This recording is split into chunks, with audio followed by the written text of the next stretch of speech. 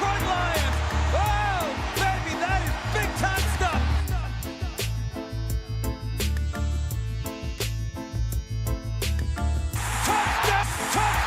Touchdown, Detroit Lions. Oh, baby. Yes. What's going on, everybody? It is Tuesday, and you know what that means since we just won our last game. That it's Victory Tuesday. That's right. Welcome to Victory Tuesday over here on Touchdown Detroit Lions on the Syndicate Sports Detroit network. Mary and John Peterson, good to see you in here. What a great Thanksgiving win. That is what I'm talking about. John Peterson, what's up? Go Lions. That's right. It is Go Lions time. And somebody's calling me right now, and I got to remind them that 2 p.m. or 5 p.m. is not a time for me to talk to anybody on the phone, just to my fellow Lions family here. Lady Lion 20, happy Victory Tuesday. That's right. Welcome in. How we feeling? How we feeling after the win? It was a close one, but a W is a W. And the Bears always usually play us tough. It's a divisional rival. Like I said, they kind of try to build their team, particularly just to beat us. We're the top dogs in the NFC North. And they want to mimic us, or they at least want to build their team to try and beat us because they see what's going to happen. They see that we're going to be strong for years and years to come. So they try to build their roster to beat us. But guess what? We too good. We're too good, and your coach is too bad. That was just a pathetic ending by them. But like I said, I'll take it. Either way, we got the dub. We're 11-1, top of the North. And I think that this game could have been blown out way more. I think this could have been a blowout. There was a few key things that happened early in the first half. You know, untimely penalties down in the red zone. Gibbs fumbling down in the red zone uncharacteristically. You know, if we get touchdowns instead of those field goals there, this game is wide open going into the half, and I think that they're just demoralized. But you know what? We still did enough to get the W. Sam Laporta, welcome back to the red zone, baby. Looking great in the red zone. 2 touchdown catches. I thought that, both backs, besides Gibbs' fumble, played very well. Montgomery, of course, was going to come out and have a big game against his old team. He always wants to show them what's up. He had 88 rushing yards. Gibbs, though, only had 11 touches this game. I think that that's definitely got to change moving forward. I know that he did fumble. Probably had something to do with it there, but you got to get Jahmyr Gibbs more than 11 touches a game. The kid is so explosive. He's liable to go for a touchdown every single time he touches the ball. Now, maybe he wasn't having the greatest of games because of that fumble, but, I mean, my goodness. Look at these stats right here with the minimum rushes that he did have besides the fumble. 9 carries, 87 yards. 9.7 yards average per carry. The kid is insane. But then you got Monty going 21 carries, 88 yards. You knew he was going to get the workload against the Bears. But you got to get Gibbs more touches, especially if he's only going to get 9 carries and still get 87 yards. Give him a few more. I know it's the fumble probably. I know it's probably the fumble. And they're probably making him pay for that. And just like Art says right here, the game is probably over if Gibbs doesn't fumble. Definitely.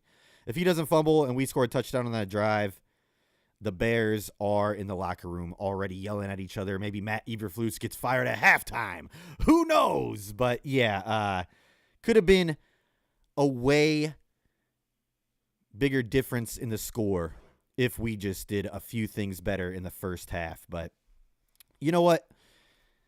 Yeah, Tayway right here also says Gibbs 27 yards away from 1,000. You love to see it. The kid is having a phenomenal year. Second year, he's going to get better year in, year out. And we've heard Theo Riddick say it. We've heard a ton of people say it, that if Gibbs were the only back, if he were the main featured back in a backfield, and he didn't have the two-headed monster of him and Montgomery, which by the way is the first running back duo in NFL history to have each running back put up more than 10 touchdowns in consecutive seasons.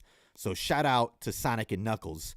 But everybody says, and you can kind of see it, if Gibbs were just the main feature back, if he didn't have to split the time with Monty, which I love because I love this two-headed monster, he would probably be the leading rusher in the league, or he would be up there. He'd be an MVP candidate. Now, Saquon Barkley is having a year himself, so it'd be tough to compete with him. But we all see the talent there with Gibbs, but we are so fortunate to have two top-tier running backs in this league in David Montgomery and Jahmyr Gibbs. Both very humble guys, too. Love each other like brothers. Cheer for each other on the sidelines. Don't care who gets the ball more. Don't care who scores more. As long as they're both eating, as long as one of them is having success, they're happy for each other. And that is a very rare thing to have in this NFL in this day and age. And, I wouldn't have it any other way. I do say that Gibbs has a ton more to show, a ton more potential, but at the same time, not having to use him as much in his young career is going to give him longevity. We're going to be able to use him later in his career, unlike some of these other running backs like Ezekiel Elliott, who just gets worn out in his first 2 years, has nothing to show after that. Everybody figures him out.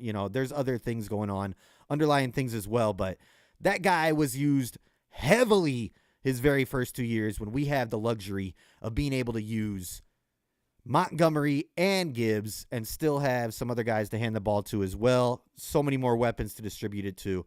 It's just going to be better in the long run for Gibbs. So, yeah, even though we did get 11 touches, I still feel like we need to get him more. I was just making the argument for, it's a good thing to split it, but get him a little more touches because the kid is very explosive and could be one of the top players in the league. Already is splitting the touches with Montgomery, but I'm just saying, if they didn't have them there, who knows what he'd be doing right now. But very fortunate for us and him as well, I think, for his career, speaking longevity terms, to have Montgomery in that running back room as well. Yeah, sports talk with Robs. Gibbs really looked like Sonic with those Sonic cleats on. He really did. The helmet, the colors, he even had the white gloves and the white wristbands right down there where Sonic wears it. And when he was running, I was like, oh my God, that looks like Sonic right there. And Montgomery also paying tribute to Knuckles with his cleats. I think he needed to do a little bit more. I don't know if they'll let him wear the red gloves and all that stuff. But Gibbs looked like Sonic for real. It was funny and amazing because the kid's fast. And I love how they play that. It's bringing kids in who, they like the game, but they also still like their cartoons and they like their fun stuff. I've seen a ton of kids get brought into the Lions, so good on Monty and Gibbs to play that card. I don't know if they were kind of tipped off this year that there's going to be a Sonic and Knuckles movie coming out. I don't know if the NFL is like, hey, we need a Sonic and Knuckles. Who better than these guys? Because we got to put some ads out about the new Sonic and Knuckles movie. Regardless, it fits them perfectly. They look like it. It's bringing in new fans. I work with another kid. He's not a kid. Well, he is kind of a kid, but he's a mature adult, but he's 24 years old. He's young, but he loves the Sonic series. And he's like, you know what? I don't really have an NFL team. I follow basketball more. I'm going to go with the Lions because of Sonic and Knuckles. So not only is it a cool nickname, not only are they a great duo, not only do they go out there and tear it up as Sonic and Knuckles, but they're bringing in new fans who just love the Sonic franchise. And they're like, oh, I didn't really have a team to root for before. The Lions, of course, they're good, and look at their duo. A lot of people don't want new Lions fans, but I'll take those ones. As long as they didn't have a team before, I'll take them. As long as they didn't have a team before. But if you want a bandwagon over, get the hell out of here, son. All right. Back to the game a little bit. I thought that Jack Campbell played well.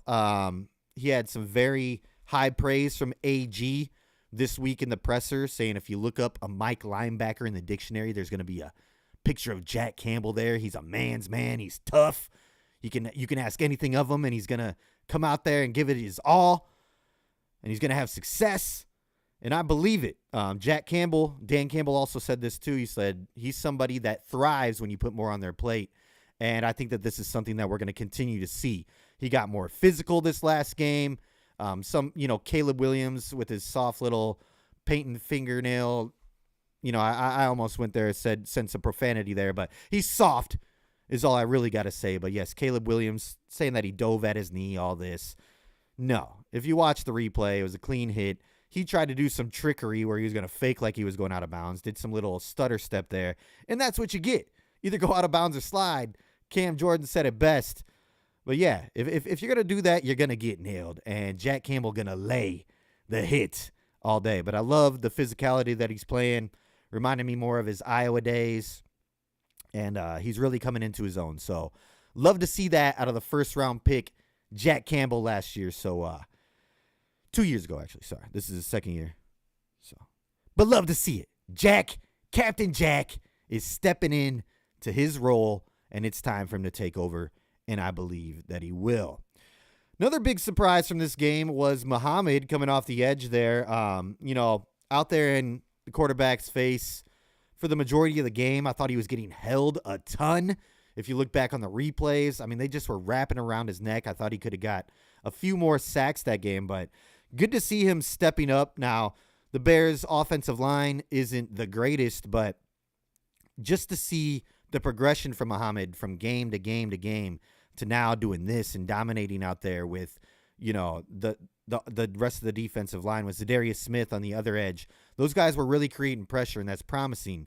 But a big, big factor of that is that Aleem McNeil and DJ Reader have been stepping it up in a major way. Those guys are wrecking havoc in the middle, letting it be easy for our edge rushers and linebackers to come in and get to the quarterback. And they're going to have to continue this play moving forward with all the injuries that we have. And we'll get into that. I know Lady Lion 20 had mentioned that earlier, and we will get into that actually right now. Let's get into it. The injury report is not looking promising. We had some more guys go out this last game. Rodrigo went to the IR with a season-ending injury. Wingo, our rookie, also out for the season.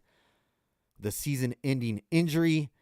Pascal and Onwuzurike got banged up. Not looking good for them this week. DJ Reader also dealing with an injury. And yeah, we are banged up. Let's look at the injury report right now, actually. This is the Lions injury report. I'm going to go away for a second. And yeah, Taylor Decker, no practice the last 2 days. Levi, no practice the last 2 days. Excuse me. Josh Pascal, no practice. DJ Reader, no practice the last 2 days. Now, there is some promise here. Carlton Davis was limited yesterday, but a full participant today, and Emmanuel Mosley, full participant both days.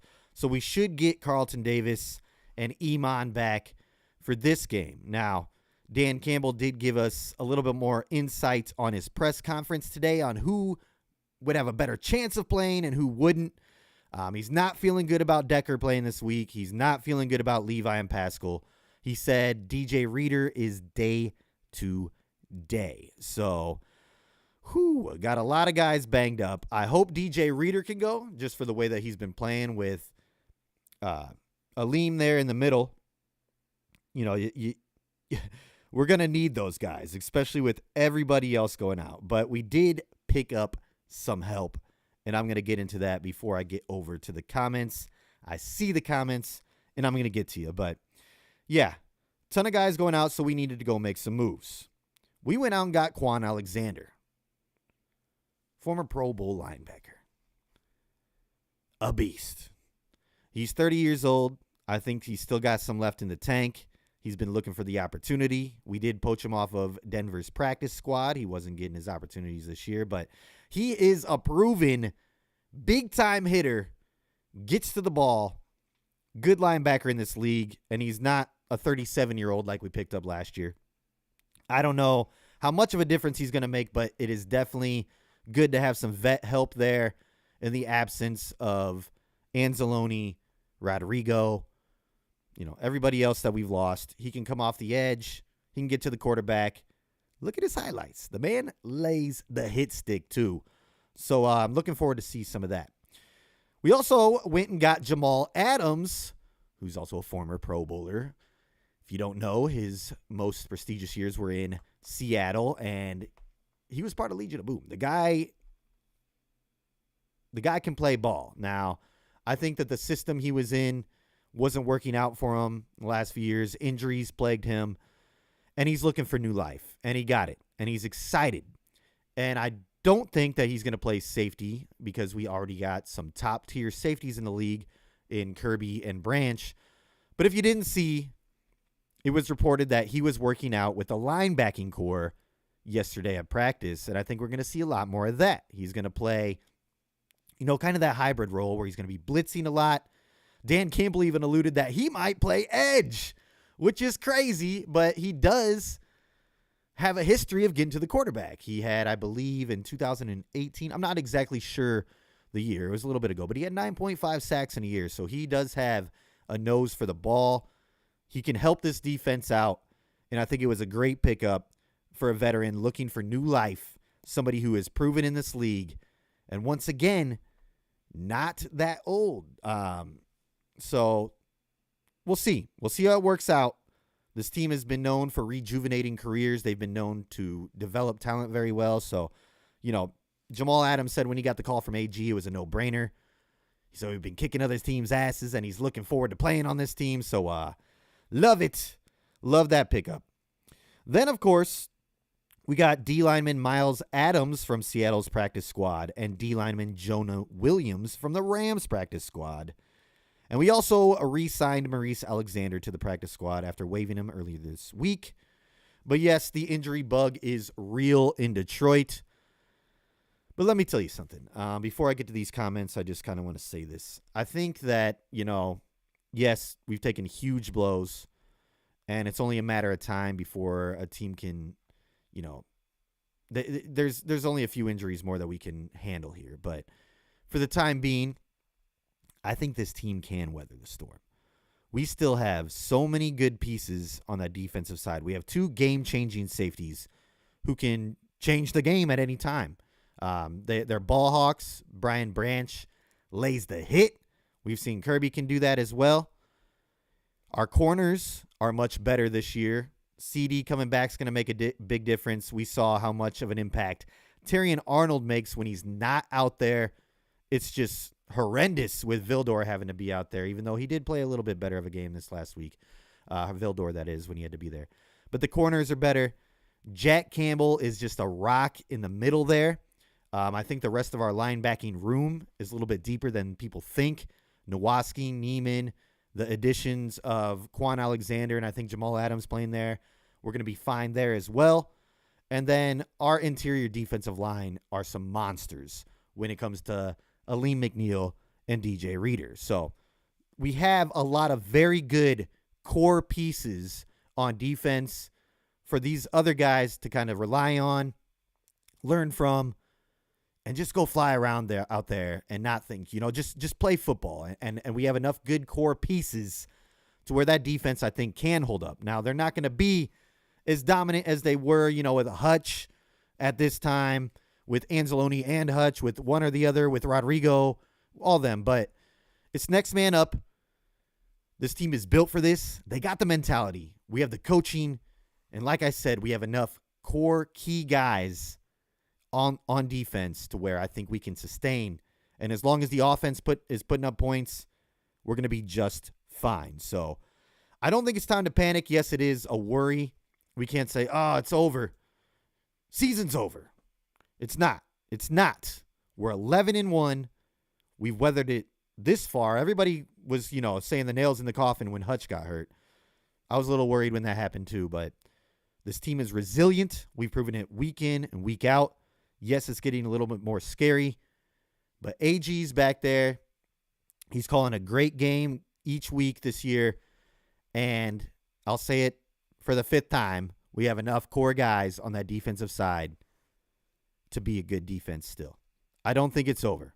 I don't think by any means we are doomed. Now, let me get over the comments and see what you guys got to say. Sports Talk with Rob, Packers fan trolling Lions fan about last year's game at Ford Field. I told them we are not the same team and defense is way better even with the injuries. Yes, even with the injuries, we are still better. This unit right now is still better than the defense was last year, I believe.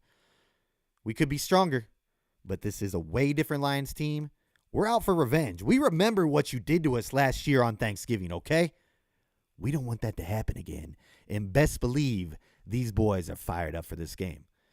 Plus, the division is still so close. Dan Campbell said they're in playoff mode right now. Y'all better watch out. Don't be too cocky, because you might get your kneecaps bitten off. As a matter of fact, I think you will. I saw their defensive back again. I forget which one it was. He's good, but I'm going to give him a no name. He's out there talking crap again, saying that he's not worried about Amon-Ra St. Brown. Well, we ain't worried about you either, because we saw what happened last time, buddy. And Amon-Ra got his. So we ain't worried about you either. It goes both ways. It goes both ways. Greg Peoples. Man, the Packers really think they're going to come in our house because of what happened last year. They are a joke of a fan base, bro. I agree. You know, it's a way different team. The Packers and the Vikings, you know, they're going to play us tough. It's divisional. It's going to be a tough game. I think it's going to be a close game. But they are not as good as their record shows, if you ask me. Go look at the games they've played. Go look at how they've won, the score differential, who they've played, and then look at how we've won, who we've played, and let's talk. I mean, we got the game this week. We don't got to talk no more. Mano y mano, one-on-one again. We're coming for that sweep. It's Packers hate week. I'm going to be grating cheese all week long. Get ready for that boom, baby. It's coming. It's coming. John Peterson, if Gibbs gets more, who gets less? Well, I think that's the thing, you know, they do a pretty good job of distributing the ball pretty evenly throughout the whole entire offense. But that's a good point. But, I think Monty could get a couple carries less. 21 is that's normally what the lead back will get. And obviously they wanted him to be the lead back because it was against Chicago. If you want to get it more even, give 16 and 16 or something like that. I don't know. I just think 11 touches is a little ridiculous for a guy who can break for a touchdown at any point in the game. Just speed out of this world, elusiveness that we haven't seen in a long time. I just think Gibbs needs a few more touches. Monty can get a little less. He is a workhorse, and I guess it depends on the game, the situation, all that. He did fumble, but 11 touches is a little light to me for Gibbs. That's all I'm saying. 4 or 5 more even. Just 4 or 5. Give him 4 or 5 more chances to break a big one. All right. Hardy, what's good? Aren't they just resting DJ? So I think that's more of what it is. Dan Campbell did say, it's a shoulder thing. It's a day-to-day deal. He is sore, and I think it is more of a rest thing. He's a vet. We need him healthy for the game. He knows what he's doing. He doesn't need all the reps throughout the week to go out there and dominate. So I'm hoping that's what it is. He did say it's day-to-day, so we'll see. They're not scared to rest people. They don't care. They're all about the next man up deal, and they like what O'Connor's doing, but it's better with DJ Reader out there. And, we did get some help there at D-line for more depth. Maybe if he is playing hurt, rotate him a little bit more. But I do agree with you. I think that it is more of a resting DJ Reader. And, of course, they don't want to come out and say that's what it is. They want to be a little cryptic with it so that maybe the Packers think that they're going to get an easier game up the middle. But, yeah, it's I think it's more of a resting day than anything. Lori King, good to see you back in here. Yes, we're back. I'm back on my regular day, too. I've been switching it back and forth from week to week because of work and whatnot. Last week was Thanksgiving. Got a little different, but we're back on the Tuesdays. Good to see you in here, Lori King. Lady Lion 20, just need to tread water until others can start to come back. Yes, great point. I was going to get to that as well. Come playoff time and come towards the end of the season here, we should be getting a ton of players back. Anzalone should be back playoffs. Kaminsky should be back playoffs. Iffy hopefully will be back sooner. We're going to get a ton more help coming back from this defense that's been banged up. So if we can just weather the storm, avoid any more key injuries. That's the main factor right there, is avoid more key injuries. then this team can still go the distance. You know, it is going to be tough this next 5-game stretch, though, and I've talked about this every single week since we were approaching it. The Packers, the Bills, Bears are going to play us tough, especially in Chicago. San Francisco, we don't know what kind of San Francisco team we're going to get. Maybe they're still fighting for a playoff spot because the West is so close. Maybe they get people back. Maybe they're going to rest people. Maybe their season's done. I don't know. They did just put Christian McCaffrey and their backup running back on IR, so we won't see them. But Niners still might be tough depending on what Niners team we get. And then, of course, the last game of the season against Minnesota might come down to the division. You know, it might be the division championship game right there. So not going to be easy. Dan Campbell said it. We're in playoff mode. But if we can weather this storm, get to the playoffs, I think we'll be fine. Now, this is another question that I've been asked, and I'm asking other people. Do we think, as fans, do you think the Lions can win the Super Bowl if they're not the number 1 seed? If they go in as a wild card, if we don't win the North, if we don't get the first seed, because our schedule is looking tough, and somehow Minnesota has been able to hang with us. Somehow Philly looks good, don't get me wrong. But come on, Ravens. It seems like every team that we need to beat another team, they just come out there and they crap the bed and they play their worst game of the season, or they do something stupid. Like Arizona should have beat Minnesota. The Ravens, come on. What are you doing? And then Miami can't play in cold weather. It's just ridiculous. It's just ridiculous. So, you know, the way things are shaping up, things are very close. We got to keep winning. We got to weather the storm. But I 100% believe that this team, even if we, for some reason, don't win the North, we don't get the number 1 seed, this team is more than built to go on the road throughout the entire playoffs and win a Super Bowl. You see how we're playing on the road this year. Dominant. We're going to have everybody back. This team don't care if we're at home or away. They want to go out there and smack you in the mouth. Now, of course, home field advantage is a luxury, and of course, us as fans want them at home. We want to be there. We want to be screaming our lungs out, and we want to help them win. So we want the number 1 seed. But if for some reason we don't get it, don't panic. This team is built to go on the road and dominate still. We've been doing it all year. And if we have to do it in the playoffs, we're going to do it then because we're going to have our boys back and we're going to be rolling. But I think that we're going to be good enough, though. I truly do. I think we're still a great team, even with the injuries. The offense is probably the most potent in the NFL. So as long as that offense is putting up storms, as long as the offense is out there performing, I think this defense is still good enough to weather the storm through the end of the season until we get our guys back. That's all I got to say. All right. Sports Talk with Rob. We bring in blue cheese and belt.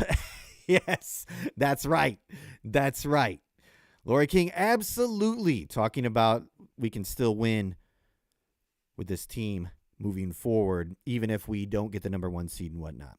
Lori King, Minnesota is barely winning those games. I know it's ridiculous, and I feel like they should have more losses on their belt. I feel like the Packers should.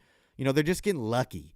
And even Philly, you know, I don't know. Philly, they're not in our division, obviously, but when we're talking playoff picture, we're number 1, number 2. They're 1 game behind us.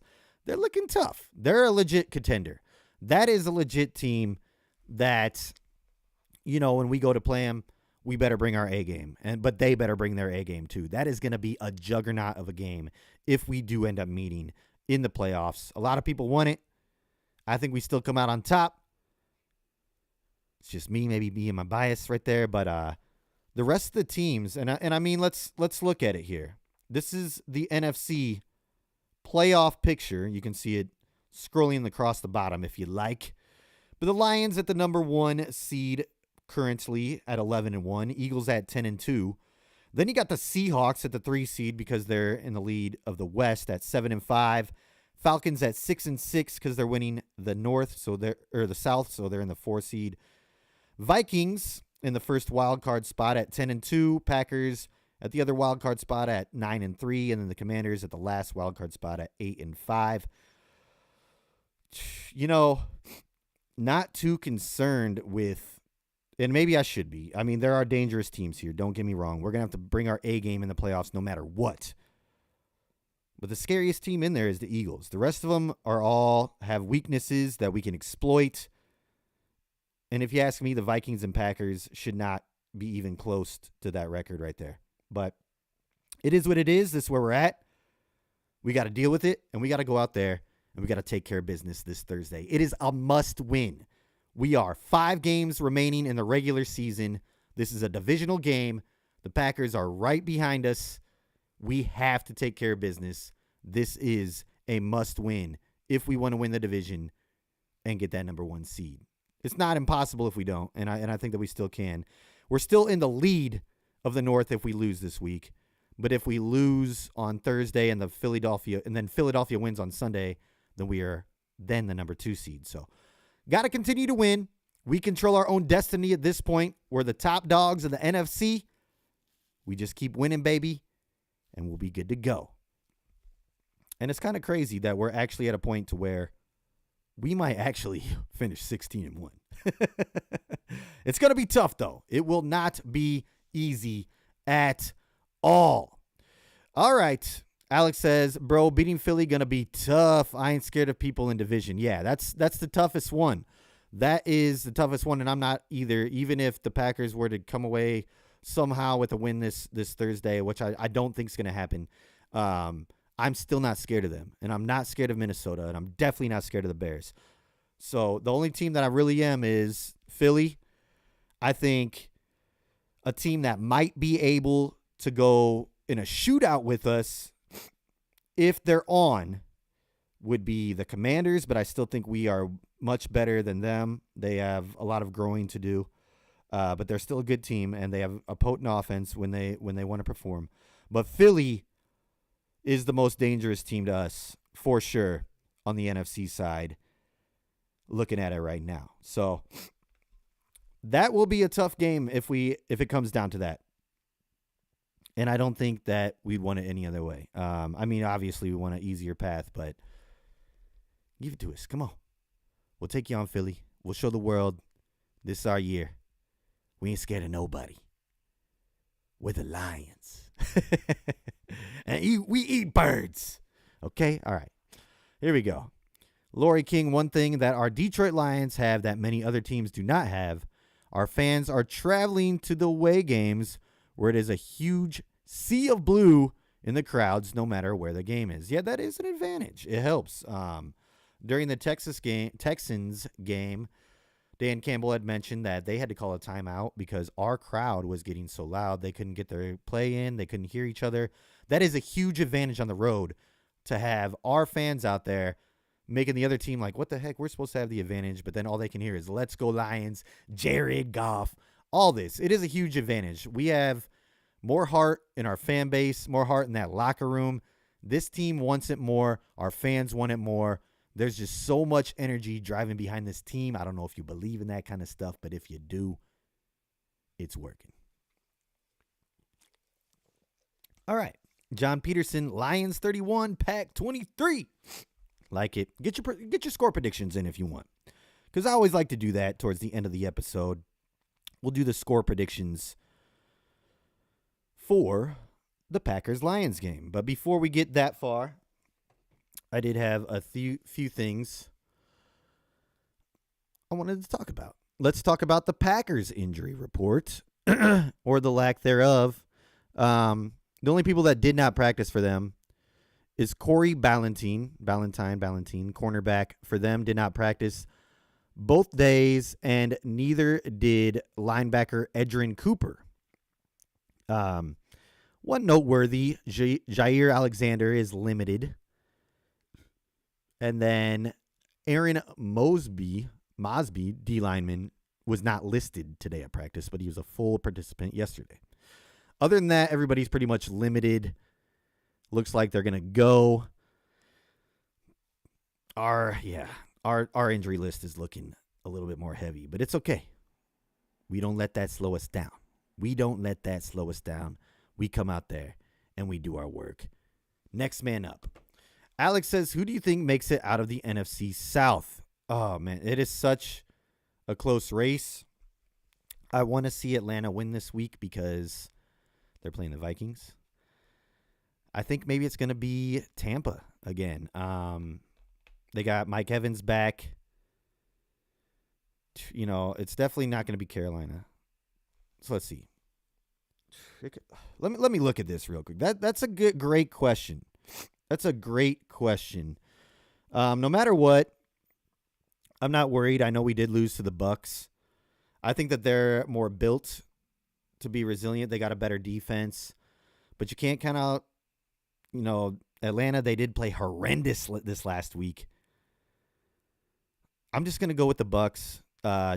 Just somehow I think Baker's going to keep squeaking away wins enough for them to get to the playoffs, win the division, but I think they're first round exit. It's going to that's a tough division. Same with the West, and I'd have to say right now the Seahawks are on top. They got a little bit of advantage, especially with Arizona losing this last week. Rams look tough. I think the Niners are done. I don't know. We're going to see how it comes down to the wire. But if I had to guess, just right off the top of my head, I would say Bucks. They didn't look that great, but they did squeak out the win. How about you, Alex? Who do you think is going to come out of the South? Lori King, I do believe, is kind of in this kind of stuff. There you go. Yeah, it's a real deal thing. Positive energy can take you far in life. And hopefully it takes the Lions all the way to a Super Bowl victory this year. John Peterson, Josh Reynolds just got waived by Denver. Bring him back? I don't know. Timmy Patrick has been filling that void pretty well. I like what Tim Patrick does. I think he's more physical. He might block better than J-Ray. Now, I know that Josh Reynolds and Goff have that chemistry. Maybe it wouldn't hurt to bring him in as another body there in the room. But, Tim Patrick has been doing just fine for us. And like I said, I think he's more physical of a player. I think he's got more grit. There were rumors that Josh Reynolds didn't come back, maybe because of the negativity that he was getting from fans about his dropped catches in the NFC Championship game. That's pretty soft if you ask me if that is true. But it's just allegations. It doesn't have to be. It's not necessarily true. But, yeah, tough for Josh Reynolds there. Should have, I don't know. I think we offered him significantly less money as well. But it probably would have worked out better for you in Detroit if you would have came back. You and Goff got the chemistry. We have a plan for you in place already. You would have been going forward as a starting receiver. We would have looked at you like that all offseason coming into this season. But maybe it was a blessing in disguise. Maybe he lost that dog in him. Maybe he lost that grit. And Tim Patrick comes in and does just fine.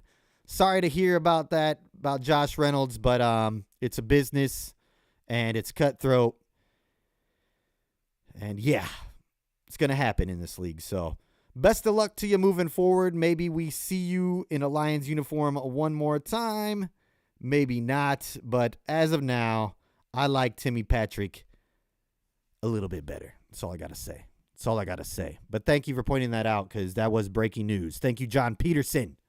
Lady Lion 20, Lions 35-10 over the Packers. Love is going to get a good look at the roof of Ford Field. I think so too, and I think that he's going to, get careless with the ball. I think Branch is going to have a massive game. We all know what happened last game. Got called for it was a crappy call. Maybe penalize him, but do not eject him. He got ejected. He didn't get to play the full game. Flipped off the crowd. It's FTP all week. It's Packers hate week. Branch coming out for blood. Watch out, Jordan Love, because he's gonna get a sack. He's gonna get a pick, and he's gonna lay the licks. Brian Branch, mark my words, gonna have a massive game on Sunday. Alex, personally, I think that Tampa to have the best quarterback to me. Atlanta overpaid Kirk, and you're seeing that. Yeah, I think it's only a matter of time before Penix gets in there, and I think that Kirk was kind of just a rental anyways. They wanted him to mentor the young QB. It's kind of controversial that they brought him in and then picked the quarterback at 8. So, that said a lot right there. But I think Kirk's gone next year. They're going to play him this week against Minnesota. It's his old team. But if he has another game like that, Kirk could be done. Kirk could be done. Alex, also, what do you think 49ers do this offseason? Niners, they really just been plagued with injuries. I think they go maybe make a few more moves at the offensive line. I don't know. Honestly, I'm not a Niners fan. I don't really pay attention to them a lot. I have a few very annoying Lions friends. Or not Lions, sorry. I do have those too, but Niners friends. I really don't care what the Niners do. Sorry, Alex. I'm not trying to be rude or anything. I hope that they implode. I hope that they have to start over. How about that? I don't think they will. I think they've been plagued by injuries, like I said. And if they just, come back healthy, they're probably going to be a force to reckon with. Maybe look at another QB. Maybe Brock Purdy's not the guy. I don't know. I've been saying this for a long time. He distributes the ball fine. I didn't like him at Iowa State. I think he's going to Iowa State when it comes to, time to be clutch. He's been clutch, though. He did it against us, but not really sure there. Not really sure. Greg Peoples, 28-20 Lions win. I love it.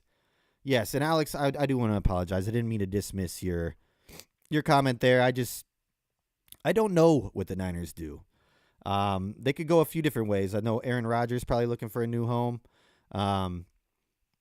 There's a few things they could do, but I hope that they do lack thereof and stay down there, because when they're fully healthy and they're rolling, they're a dangerous team. So I like that they're struggling this year, because everybody said, remember, beginning of the year, Niners, Lions, again, we're going to see it. And, if they somehow sneak into the playoffs and they're fully healthy, they're dangerous. They're dangerous. But for me as a Lions fan, and I've never really had a ton against the Niners other than when I went to a game of theirs and I called, we lost. It was a close game. It was Fatty Patricia era.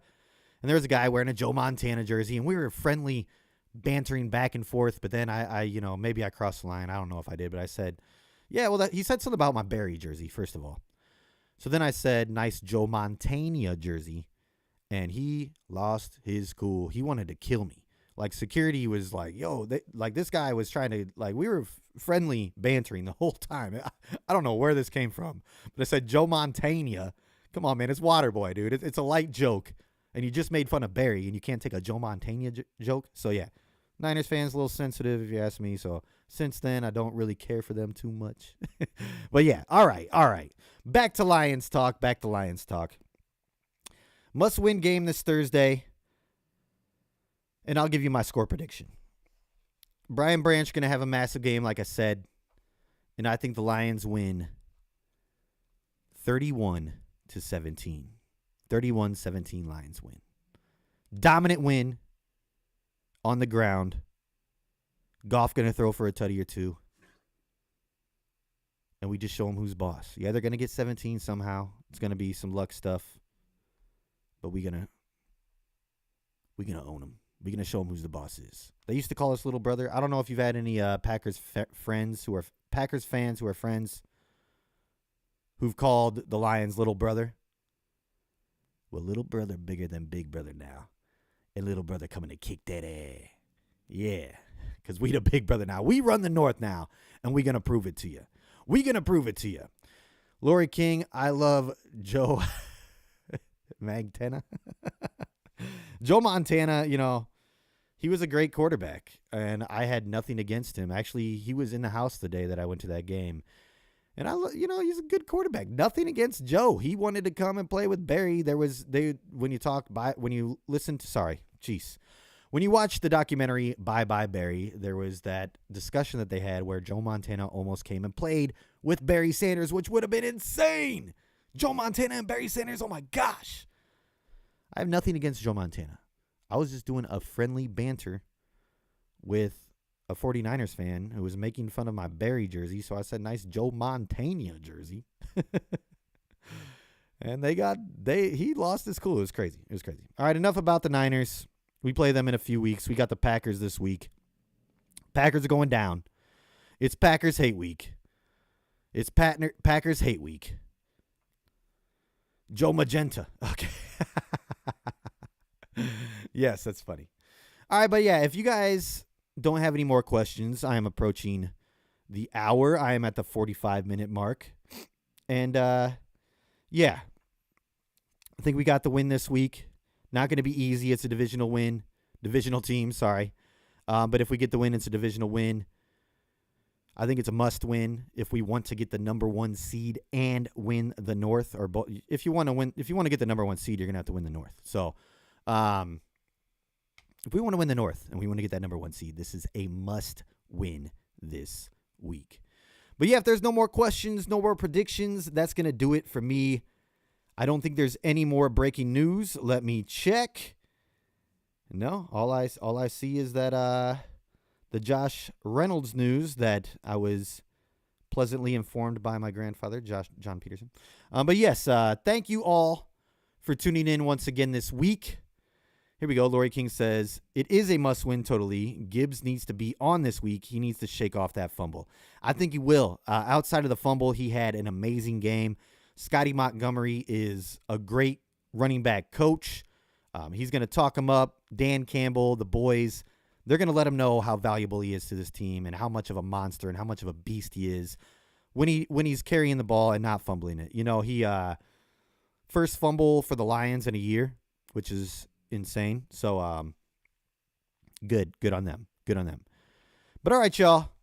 All right. I saw him deflated afterwards. Yes, of course, afterwards, right away. Definitely going to feel down because look what happened. They got back in the game. They got some momentum. He doesn't want to let down his team. He wants to score that touchdown. He never wants to fumble. Of course, he feels like he let down his team, but I know the guys in that locker room, their coaches this week, I know they're doing a great job probably of building him back up. We have some of the best coaches in the league for that, and trust he's going to go back in there with a confident mindset. Now, hopefully he doesn't fumble again because then he might get to thinking. But yes, I trust fully in this coaching staff to have built him back up and Gibbs to have a great game on Sunday. Mark my words. All right. If that's going to do it, I will see y'all next Tuesday for hopefully another Lions Victory Tuesday. Yes, same time, 5 p.m. Eastern, 4 p.m. Central, 2 p.m. on the West Coast. I am Nick Harkson on Touchdown Detroit Lions over here on the Syndicate Sports Detroit Network. I hope y'all have a great day. Go Lions. Let's beat the Pack.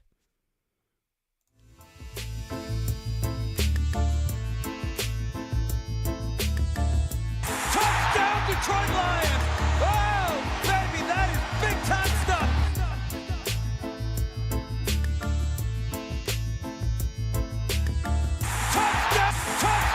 Touchdown Detroit Lions!